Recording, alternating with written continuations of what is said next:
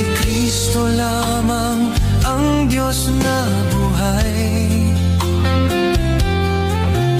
Sa atin siya'y laging nagbabantay.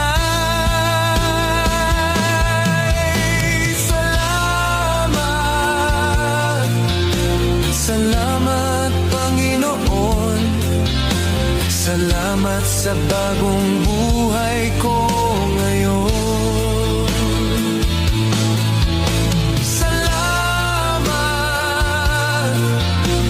Salamat, Panginoon, dahil ako'y kinalinga mo, ako'y binihisan mo ng iyong banal